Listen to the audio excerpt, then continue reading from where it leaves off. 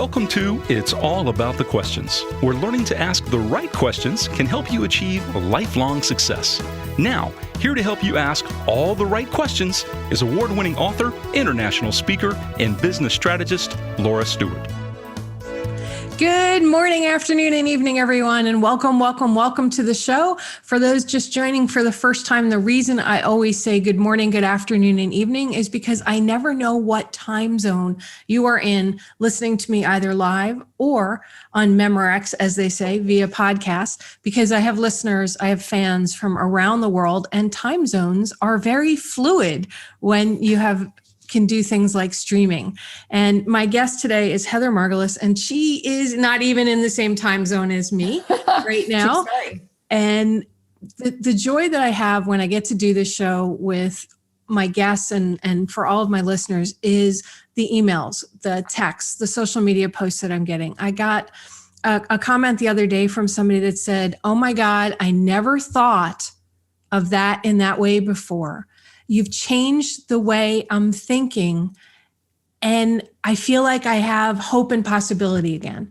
And for me, that is what this show is all about. It's to show you that there is always another choice. There is always another question that you can ask. The key is, what are the right questions to ask, and who are the right people to ask the questions of?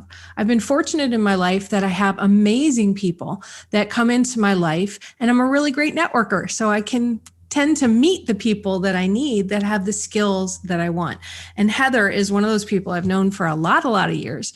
And last week we did a webinar for D&H, a keynote threadcast for D&H, where we were talking about social selling to millennials and Gen Z, and how marketing has changed. And Heather is just one of these people that just gets marketing, and she gets business, because if you don't have the right marketing, then you don't have a business. Nobody's going to find you, right, Heather? Yeah. Exactly. And people don't think about that. They go, "Oh, I don't need marketing. I don't need that." What is it? I was once told I was overhead. So the head of sales told me as a entry-level marketer, marketing's overhead, right? I just don't, I owned my own business. I still own my own business, right? But when I'm trying to change something here because I am sweltering for some reason, and I can control my AC from brilliant. And I'm sorry, I just so need to get rid of this hot flash that I'm having right now. You should. So yay, it's going to drop my temperature down. There you go. So owning my own business, I never thought, oh my God, how do you market? And then one day I realized that marketing doesn't have to cost a fortune if it's the right marketing, because it pays for itself so quickly. I mean, you founded Channel Maven in the tech world. It is one of the preeminent marketing agencies for people inside the channel. For those not in the know, that means the technology world where the vendors sell through people who sell the products. So that's called the channel. But then you started another company because you realized there was something missing called Because I'm a glutton for punishment. Yeah, I mean, it's so, when you mention marketing your business, I'm a fourth generation entrepreneur, and I lived that. My family members were really good at something they did, right? They had a vocation. They were an engineer, they were an attorney, but marketing wasn't something that was thought of. So when we talk about these smaller businesses and thinking about, a lot of your business comes through word of mouth, and you're doing really well, and you're growing, maybe not as much as you could be, but you're still growing your business. And then boom, we're in a pandemic. And what was all of that I needed to know about marketing myself? What were the things I should have been doing? So yeah, it's, you're definitely feeding a need, by talking about all of this. So thank you. So as you were saying that, it made me think of something, because I know there's a difference between marketing and advertising. Yes. And I think it's important because you said, boom, pandemic, everything changes. And I remember right after the pandemic started and, you couldn't find toilet paper, you couldn't find Lysol, you couldn't find any of that stuff. Right. And it's like, this is ridiculous. People, stop hoarding. Right. But all this advertising started coming for the toilet paper companies, for the car companies, but that's not marketing. So what's the difference? Well, and I would even say I don't do marketing, I do demand and lead generation. So I think it used to be that marketing would hand something off to sales and sales would run with it. And that was it. That's the last marketing heard of it until they started doing you didn't do anything with my leads and the leads you gave me were garbage. So the flipping that on its head, lead and demand generation encompass sales and marketing and really go together. But it's more about first making sure that you're helping your prospects identify their pain point, because someone may be feeling frustrated with something, some aspect of their day-to-day and not realizing that there's a solution for that. But then also, once they've identified their pain point and realized that you are one of the many solutions that can help them solve that, help them think about why they should work with you, why your solution is the best for their business. And marketing and sales are such a huge part of that. But I just want people to think of it differently, because now it's a volley. Now, marketing does so much to generate that demand and have people understand about the pain points. And then leads may come in and go to sales that don't go the usual path, that then need to come back to marketing and be nurtured. I've seen many companies fail with their marketing. And one of the things that I thought of, and it's the first time ever I'm going to express this, is that too many times the marketing and the sales teams are not working together. So there's most of the time different most of the time. Okay. There's different messaging kind of going out there. And I feel like that's when the leads don't turn into sales, or the sale doesn't have stickiness because there's a messaging mix up. What do you say to that? And how do you begin to address that? Right. You touched on, I started a second company. It's called Spark Your Channel, and it allows channel partners and salespeople to come in, see a piece of content that was created by marketing, and add their own introduction and outro. So marketing spends so much money creating a 2-minute, really interesting business outcome focused piece of content. And the salesperson can say, "Hi, this is Heather with Company XYZ. Check out this great video from our team. Let me know if you have any questions." That adds some of our salespeople are so good that they just plow ahead. They feel like, I'm setting up sequences in my CRM. I'm doing outreach on LinkedIn. I'm investigating my prospects really well. And that sometimes leads to even more of a disconnect. Oh, yeah. Than if a salesperson is sort of like, what am I doing? Where's our messaging? Where do I go for this? So I think it's really important for the executives on the marketing and sales teams to understand that there needs to be a united front and to work together with that messaging. If marketing creates messaging in a bubble, sales is never going to use it. Right. And if sales isn't telling marketing the things that they're learning and hearing, then they're not going to create the right messaging. My grandfather was a construction engineer. Anybody in Massachusetts, he was leading the Worcester Centrum, if anyone knows that massive building. And he used to say, if an architect built a building without a construction engineer, it would fall down. But if the construction engineer built the building without the architect, they would make them take it down. So those two, sales and marketing, you can build great messaging, but if you've never been on a sales call, if you've never heard what your prospects are really going through, then your messaging is going to fall flat. And if you're on the sales side and you're not having that united front, and people see your company pushing out messaging and content about business outcome XYZ, but you're saying something totally different, it's just, if anything, it's just making their lives harder. And you mentioned something earlier when we first started this interview that I think is that third leg of the stool. So you mentioned an architect and a construction engineer, but if you don't have the client involved in the conversation, then that building's going to stay empty. True. And you won't know the purpose for the building. Right.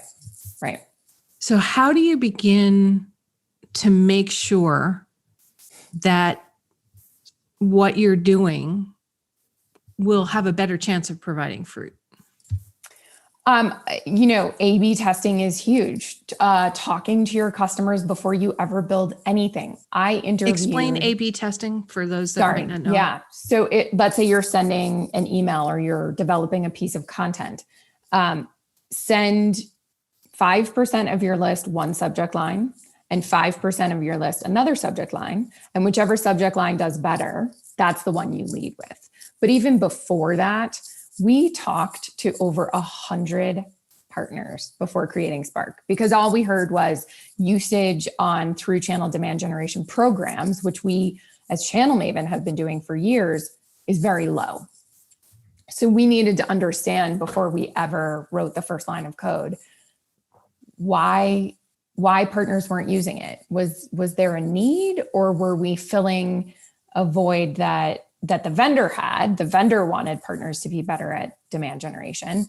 But that's not what the channel partners wanted. So I think talking to all aspects of your constituents, not just the budget holder, talking to the person who's actually supposed to be using your products and solutions. So not the person that necessarily orders it, but the eventual end user of the product. If you're a B2B versus a business to business versus business to consumer, because we have varying interests out there. We have corporate down to solopreneurs. Okay. Now, there's something called top of mind marketing that I used quite often, where we just had this little subtle thing that ran all the time in the newspaper with pain points. Right. Similar to the Got Milk campaign. It was like got spam, got spyware. Yeah. Want to throw the computer out the window kind of thing. But is that still relevant in the world today? Because I feel like the way we used to market, and you and I moderated this panel that you were on, and I struggle with it myself. Okay. What we're about to talk about. I feel like marketing has undergone a shift, that the traditional channels of newspaper, of certain other things that we used to do don't stick. I've got somebody trying to market at me right now on Facebook saying, I've never slept better. PM me if you want to know the solution.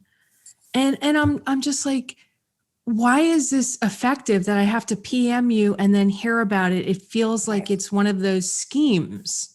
Well, spam takes many forms now, doesn't it? I mean, we are spammed on everything we're doing. So if you log in to Facebook or Instagram or even LinkedIn, you're being targeted. So I think that top of mind marketing moved from the newspaper to email to social and account-based marketing.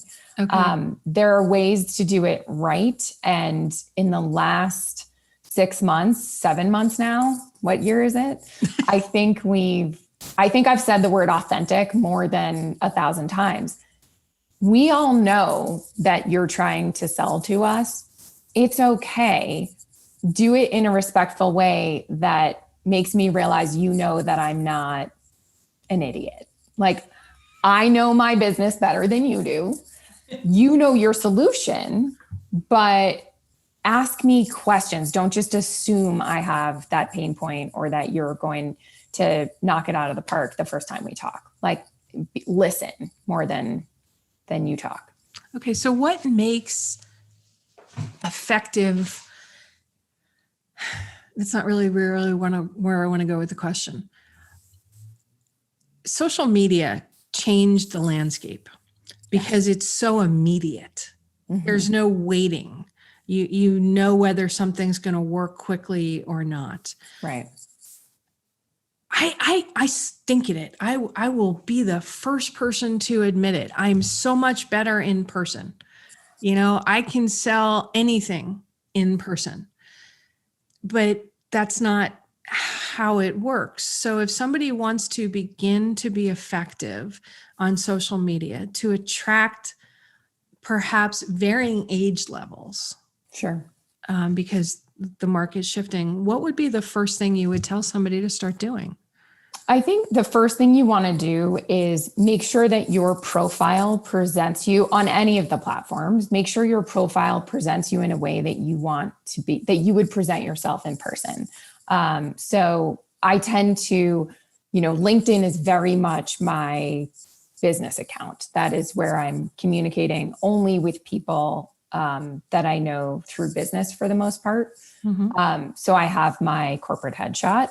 I have my profile and all of the things that I do on a regular basis. Occasionally I talk about, Channel Maven once a quarter has been doing a fundraiser in 2020, just knowing that there are so many organizations that need it. So we'll talk about that, which maybe lends itself to my personal side a bit. Twitter is probably more business, but we'll have things like a picture of a hike or somewhat inspirational quotes as well.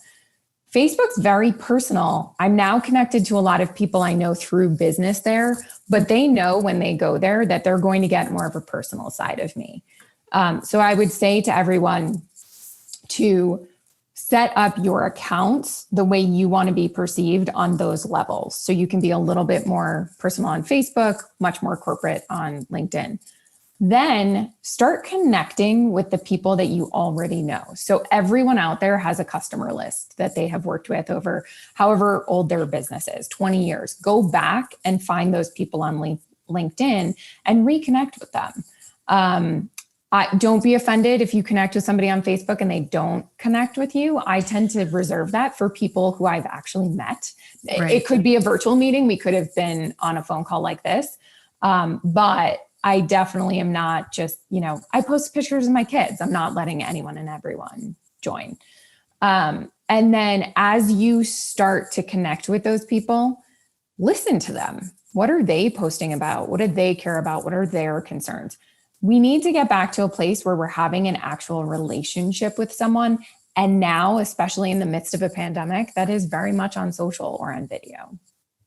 Yeah, and the election has transformed the landscape of social media as well. How do you get heard above the noise of the bots that are posting a lot of things, the ads that are not really ads, they're really malware sitting behind it? I mean, how do you get yourself above that voice? Well, and that's also something, if any of you listening are MSSPs and focused on security, you need to educate your customers. When the pandemic first hit and we all went into quarantine, there was all of this malware on a map, like see COVID cases now, and you would click to see how many COVID cases there were in your community, only to find out that you had just been part of a phishing scheme and now something was inside of your computer looking at all of your data.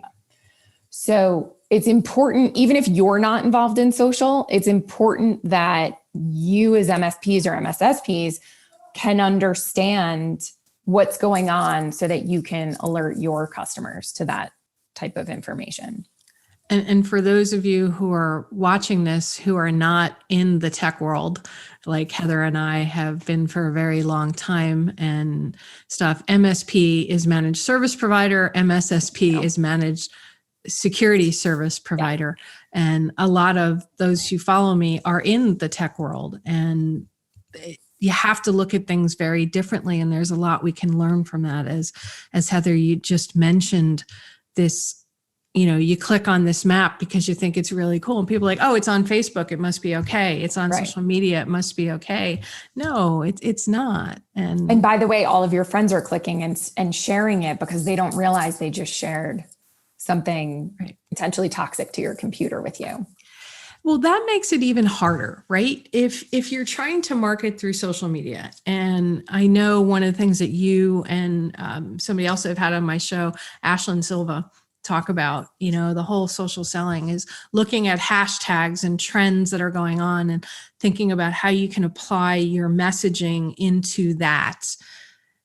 How do you begin to look at a hashtag and go, is it legit? Is what's trending legit? Should I really enter this conversation? Does it fit? I'm so confused by that. Well, and I think some of it has to do with, I tend not to click a hashtag. If I see a hashtag that's of interest, I search it.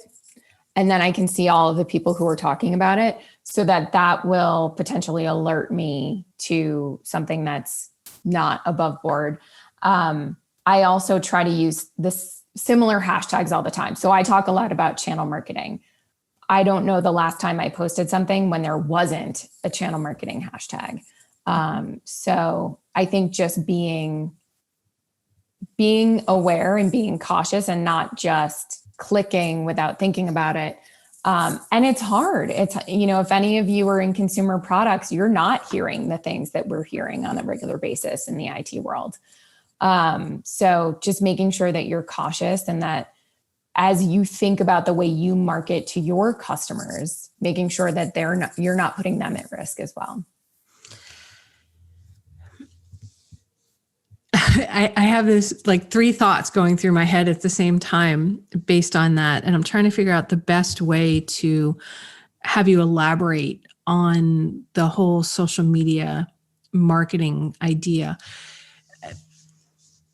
When you and I were talking last week on the D&H Threadcast, we began to talk about this idea of authenticity, finding your voice, and really truly being who you are as a company and a business. Yeah. That's something that I feel entrepreneurs are still struggling with. How to be authentic without coming off as non-authentic. Right. It's hard, right? Like especially if you're vulnerable right now, especially if your business is struggling, there's a need to feel like you're making headway and that you're selling to that your pipeline is filling. And it's hard if it's not something you've experienced before. Like, I always think of the movie. I once had a professor in undergrad, which was a long time ago, say, you should watch Glengarry Glen Ross. And I watched it. And I was like, whoever wants to be sold to by one of these people? Oh, Boiler Room too. Yeah. Right. And that's not how I want to be sold to. So we really need to think about, how would you want to be sold to? Speaking of the election, the moment you donate, all of a sudden you're getting texts and emails from that same party or campaign. And for the most part, I ignore them. But when I can tell it's a volunteer, I respond and I say, thank you so much. Not at this time. Okay. Because I was a volunteer. There are politicians in my family. And I remember being forced to be that person. And this was when you would call, right? That there were no texts. You couldn't hide behind a text. And some people were so mean. Yeah. And I think those of us who have been in sales can feel for the person who's reaching out to you and calling. And I think it's okay to say not at this time, or not of interest, or, you obviously didn't look at my website, because we compete. But I think just being a human and realizing that there's a human on the other end of the phone, even if they're an outsourced human, that can we all just be a little bit nicer to each other? And the authentic side of it, I was on a call the other day, and they had shown a ton of interest in Spark. And, we launched in February. We have 6 clients because we sold our first one in June. Everybody shut budget, right? Right. We launched 20th, March happened. Nobody was having any conversations until June. We sold our first instance in June and have been having great conversations ever since then. But this was like our 3rd or 4th call. It seemed promising. And somebody stepped in and said, we have this and this and this and this in our infrastructure stack. How do you add to that? And after giving 1 or 2 suggestions, you could do this or you could do this, or you know what? Maybe we're just not a fit. Like maybe you should, all those 4 things are brand new. Maybe you should see how those go and call us in 6 months if it's not working. For a salesperson to do that, you're speaking volumes about your character to be honest with your prospects and about your business, and to say no thanks to that sale, because guess what? The next time they do need what you sell, they're going to call you and they're going to remember you. Right. Or if somebody they know Right. might need what you do. Have you ever heard of Bob Berg? Yes. He wrote the book, The Go-Giver. He's a dear friend of mine. And that's one of the things he really talks about is sometimes you're not the right fit, and it's better to say it and pass it on to somebody you know who is the right fit. It's about that authenticity. And you mentioned phone. I'm seeing more reach outs on Facebook Messenger or LinkedIn direct message than I am with the phones being picked up. How do you communicate that way? Right. Well, to me, that it's much more difficult. I think I'm much more an advocate of LinkedIn Messenger than I am of Facebook Messenger or LinkedIn Mail. Facebook, I really think if I'm on Facebook, I'm not looking to buy something right now. Like I'm looking to see my friends' kids. And for anyone who has watched The Social Dilemma, I highly encourage you to watch it. It has cut down my Facebook activity by at least 80%. But the quote that sticks in my head, and I'm going to paraphrase because I don't remember it exactly. If you are using a service that is free, then you are the product. So when I'm on Facebook, it's unavoidable to be sold to. I am the product. Companies are using data about what I've clicked on, who I am friends with, things I've posted about, what I've said. So to then have a salesperson reach out to me on that, it feels very intrusive. LinkedIn, your message shouldn't be a sales message. It shouldn't be, are you looking for website talent? We've done these 5 websites. Link. I got 10 of those the other day. 10. I'm not surprised. No, I'm like a super lazy, unsubscriber. So I open my email and immediately there are like 100 emails that I should probably just take half an hour and go unsubscribe to. Right. Because I get them every morning, and I just go delete and move on with my day. Been there myself. I will disconnect with you on LinkedIn, which takes longer, by the way, than unsubscribing. Faster than you can say unsubscribe if you immediately send me a sales message. Like you are not adding value. You have shown your hand that you don't care about me or what I do. All you want to do is sell me something. So but I do use LinkedIn Mail for things like checking in with clients that I haven't spoken to in a long time. Okay. Or especially if I don't have their email when I used to travel. I used to do, twice a quarter, I'm in Boulder, Colorado. I would go to San Francisco, San Jose, Florida, Boston, and Chicago. Okay. And I would message all of my friends. I mean, I've also become friends with a lot of the clients we've worked with or prospects that we've spoken to over the years, and just grab coffee or lunch or hear what's going on in their life and make suggestions, even if it's not us. Even if we're not the right suggestion, I will make suggestions. Just the other day, because I made a change to my profile on LinkedIn. And so I guess it brought me up for a lot of people. And probably alerted them if you Laura has a new picture or Laura updated her title. Yeah. And I did. And it's stuff I'd been doing for a while. I just never got around to updating my LinkedIn profile. And now I'm getting inundated with a slew of people. I want to be on your show. I'm a perfect guest for your show, or you're a coach. Right. Or a consultant. Hey, I help you 7-figure, 8-figure, 10x your business. And I'm looking at these people going, I read what they write and I'm like, you don't even know what I do. Right. Did you even look at my website? So with marketing, it's important to know what your clients do, where they live, where they breathe. It used to be what magazines do they read, Right. where do they What live? TV shows are they watching? Right. Right. It feels more complicated for some reason to find that information on social media because people tend to put a persona Right. out there. So how do you cut through the crap? I have started being more cautious with who I'll connect with.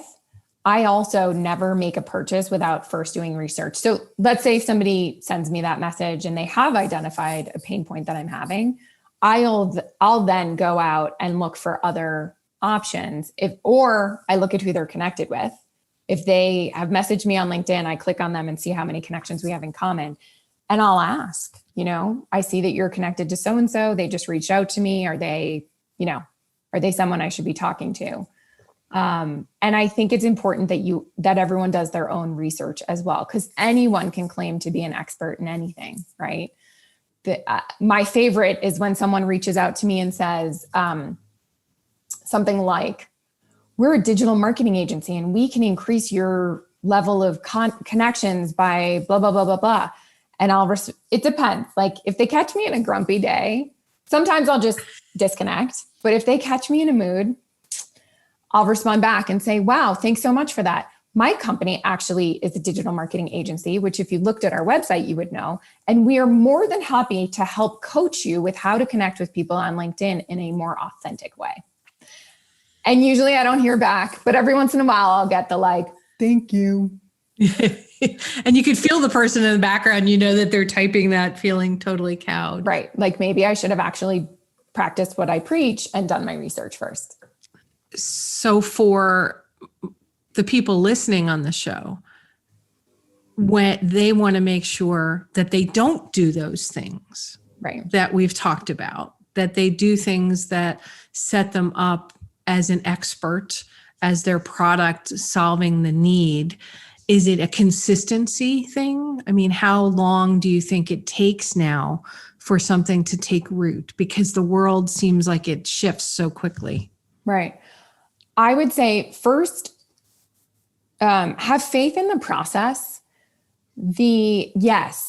Nurturing connections on LinkedIn takes longer. So if your sales cycle is 3 months, let's say, it could take 9, 12, 18 months to go from the point of connection to the point where someone's actually reaching out to you or giving you permission to reach out to them. But if you immediately jump into that selling conversation, they haven't given you that permission. You're lucky that they connected with you. Right. So enjoy that for the moment and then post relevant content out as a network status update instead of direct to them. The other thing to think about is LinkedIn can allow you to better target your prospects, especially if you use something called Sales Navigator. So Sales Navigator is within LinkedIn, but it is an extra, I think it's $700, $800 a year. Okay. Which is less than $100 a month. Think about that. Where you can go into Sales Navigator, search by company type, company size, company location, and the person's title. And this is very much B2B, right? Like if those of you out there are thinking business to consumer, then you are doing Facebook ads and account-based marketing, to which I would say get an expert because you can really mess up account-based marketing and spend a lot of money doing it. Quickly. So if you're searching for your prospects on LinkedIn, Sales Navigator, and you find them, the first thing I would say to do is just connect with them. Say we have something in common, or we're both in the IT or pharmaceutical industry. But then it's up to you to make sure that when you're posting something on LinkedIn, it's relevant without being salesy. So a lot of times I'll post an article that I find that's just of interest to my audience, and it isn't necessarily about me. And that positions me as more of a thought leader as opposed to a salesperson. So you're curating. Right. Okay. Talk about curating, because I know that a number of my listeners, either on the podcast or the video, Facebook Live stuff, they don't really understand the value of curation and what curation really is. Sure.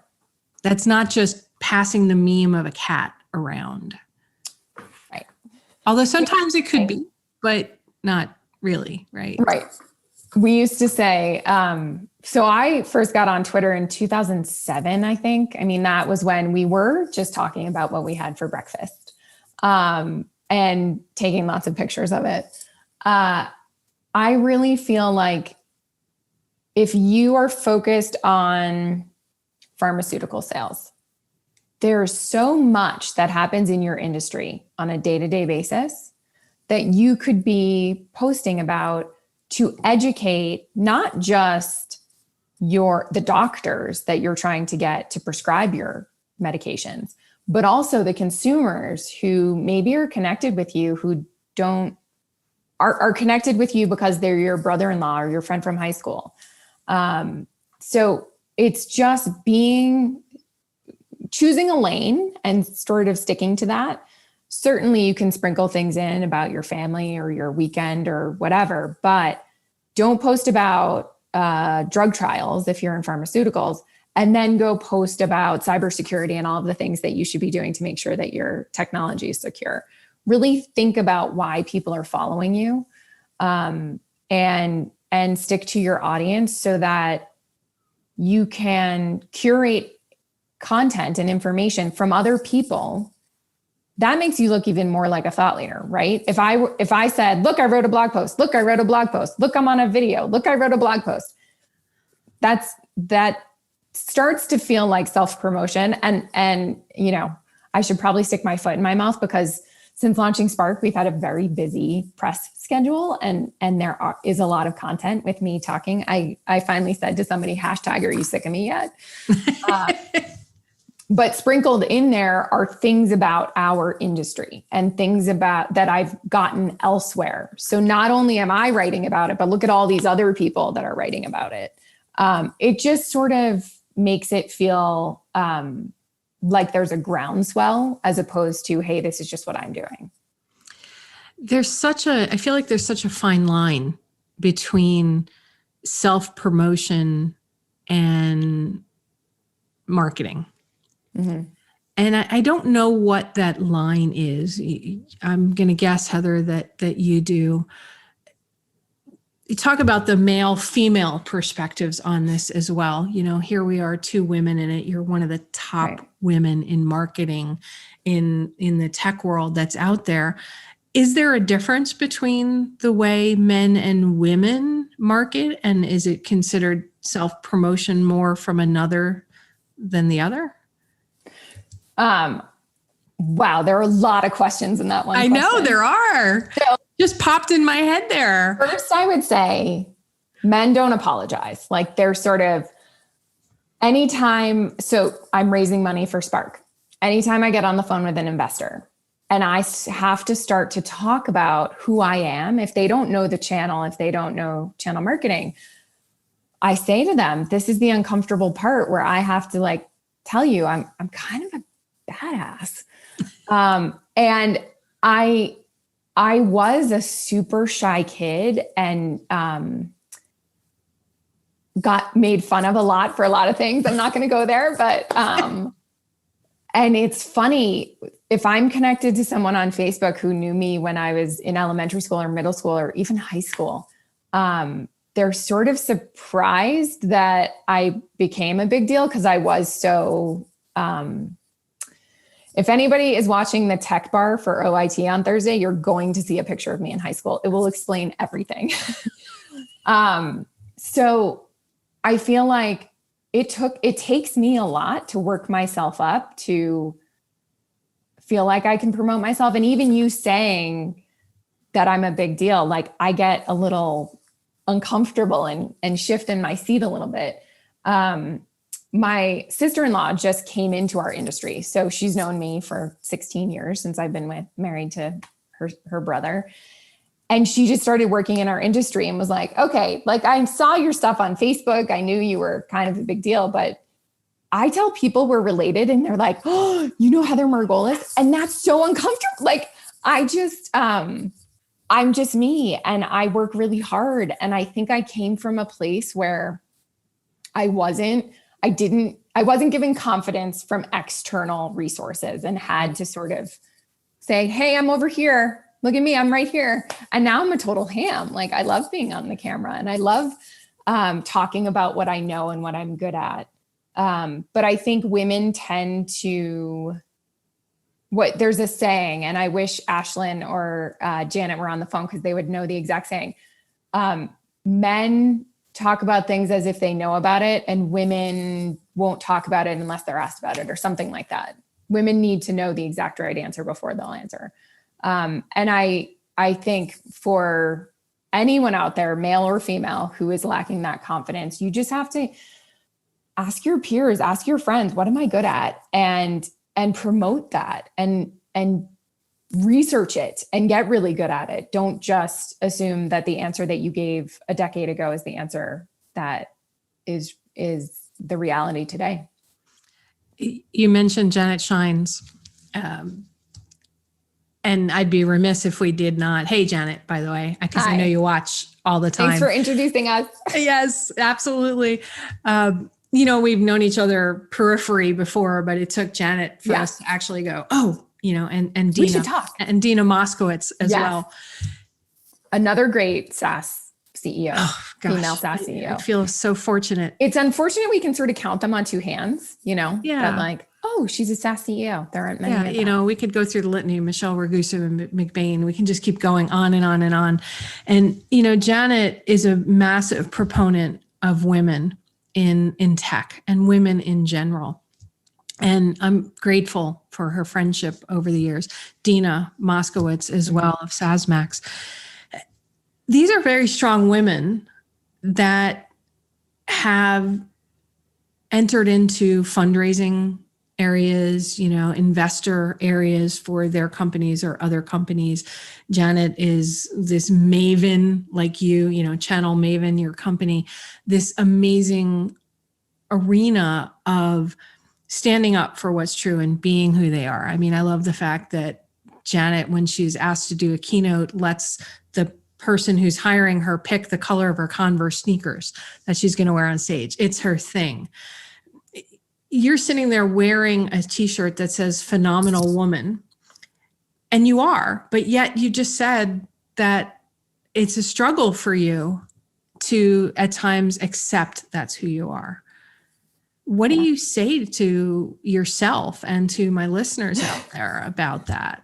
I wish I had it on today. My COO, Jen Reed, who's also a phenomenal woman, she's the CEO of Channel Maven and has really taken the reins while I go off and start Spark.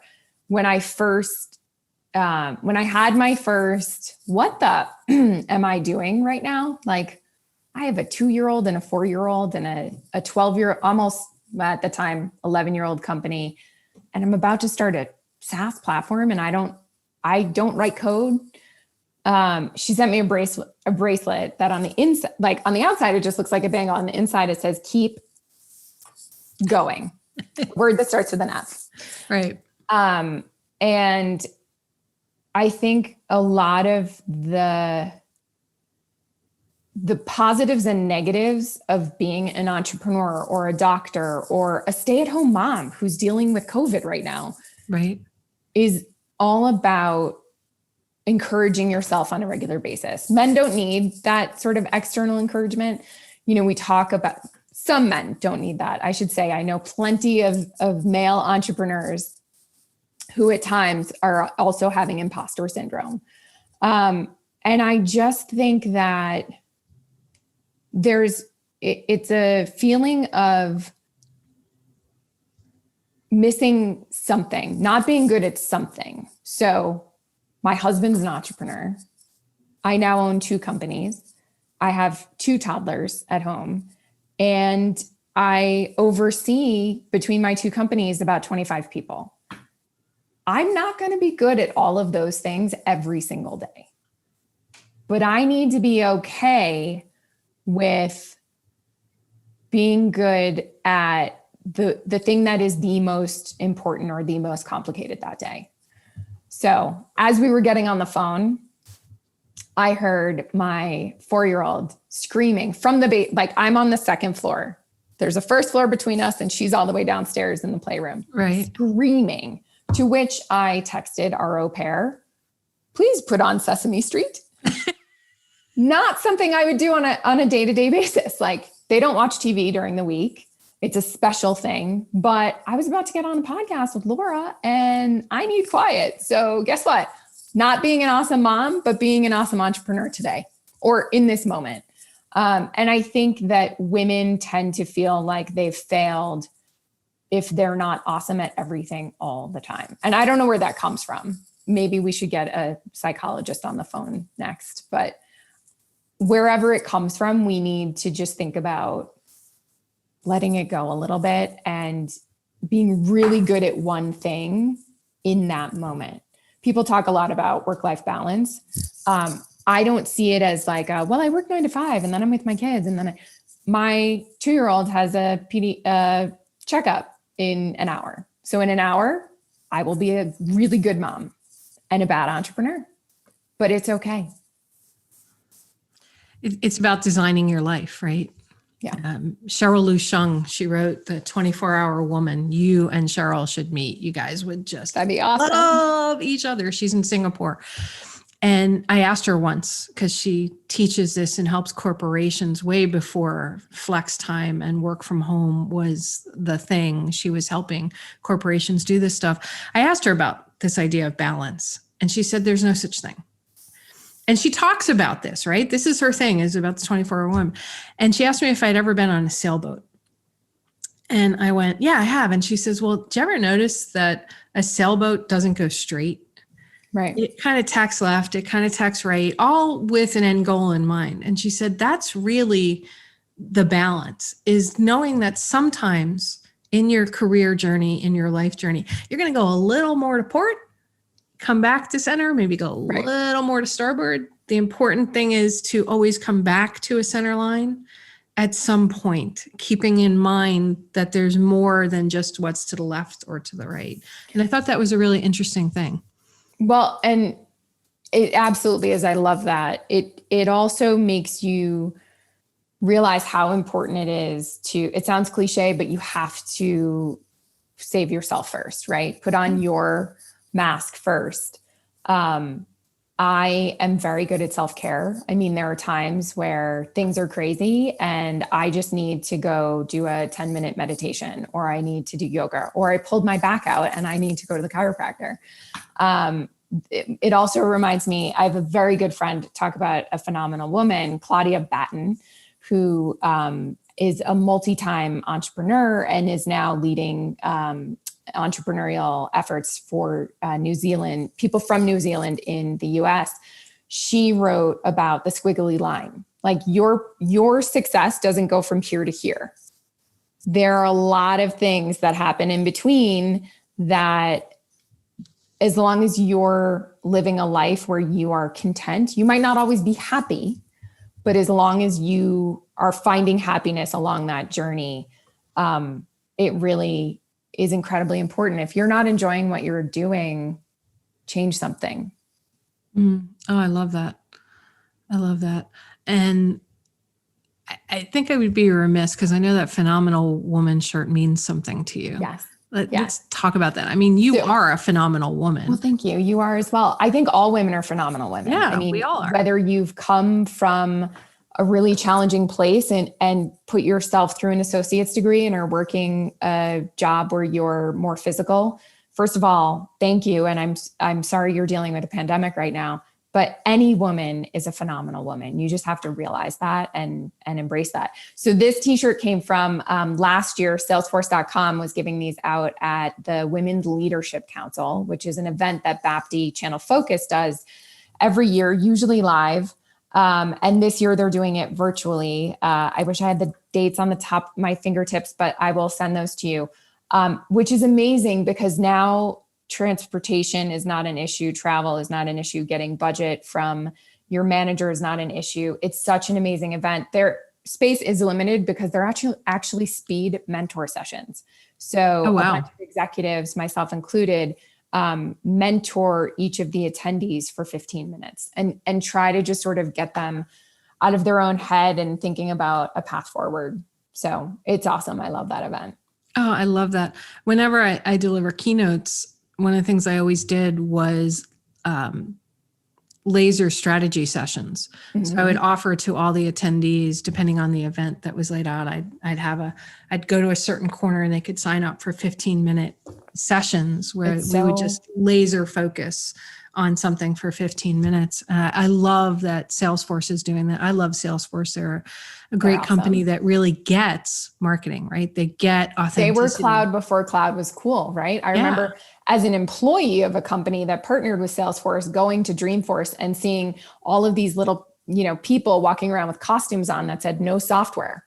And I was like, but wait, we're software. What are you talking about? It was the first time we were really talking about the cloud not actually being software on-prem. Yes, I'm dating myself. It's okay. I still talk about a Rolodex, I'm still older than you. So I still talk about taping things on television. Yeah. Can we tape that? Let's tape it. Oh my gosh. The VCR with the blinking 12, the whole 9 yards and rigging everything up.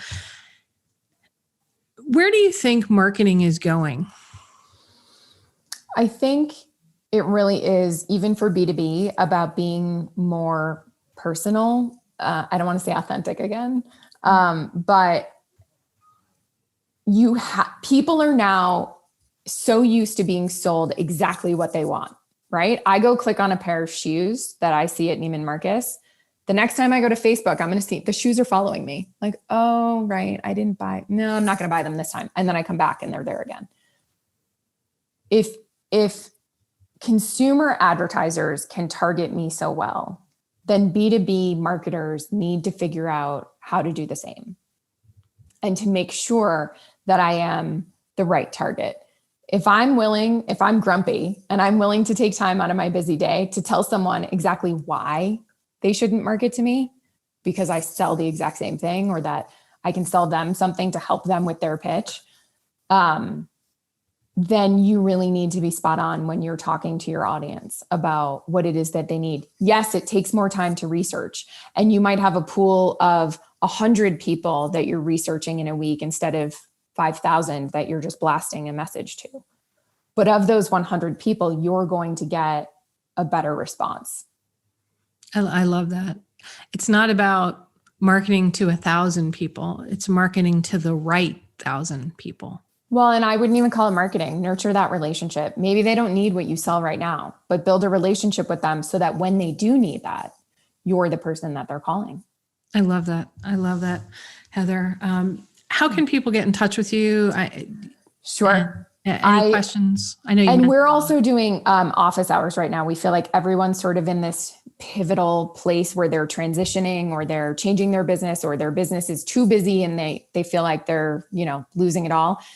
So we're doing office hours. If you go to channelmavenconsulting.com and look at our most recent blog post, you'll see how to sign up for 15, 30 minutes, like your laser round.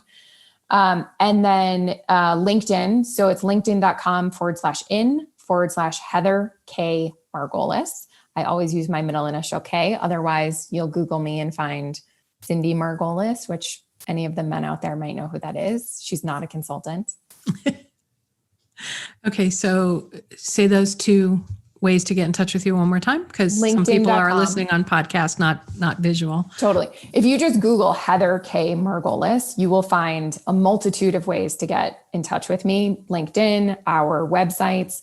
And I respond to, if there's like a I respond to all of those emails. Great. And I highly encourage everybody out there just to connect on LinkedIn and other areas with Heather, because she is a master at her craft. So just sort of watching what crosses Heather's feed is something that I do all the time. And I'll comment on some of them because I'm like, oh, that's what she meant. Okay, I'm getting an idea about all of this stuff now. You can learn a lot by lurking and watching. Well, and I still love to learn. So if there are folks out there who have similar perspectives or different perspective, I want to talk to you too. I mean, I never stop learning. Otherwise, you're talking about what happened 10 years ago. Yeah, Exactly. And we can't do that anymore because it doesn't move us forward. Exactly. So thank you so much for being on here and wearing your Phenomenal Woman t-shirt. I love that.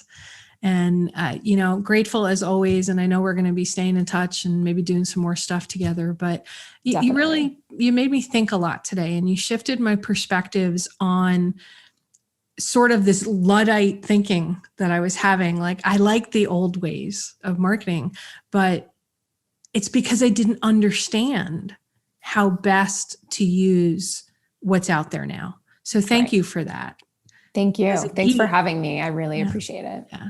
As a geek, we need to just think of all these other things. So thank you. And everybody, Heather Margolis. And, there's so much that we shared on today's show.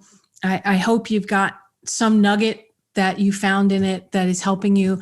Post on social media. Let me know. Let Heather know what that nugget was, or how you're changing something. Or you know what?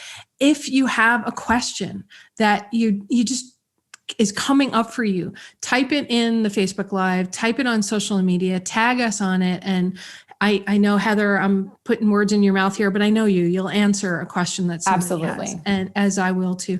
This is interactive. It's no fun if we're out there in the ether, out in the internet world, and nobody's responding. We want to help you. So at the end of the day, the right questions can change your life. So what are you asking today? Have a great day, everyone. You've been listening to It's All About the Questions, starring Laura Stewart. Connect with Laura at it'sallaboutthequestions.com and download a free workbook that will help you ask better questions starting today.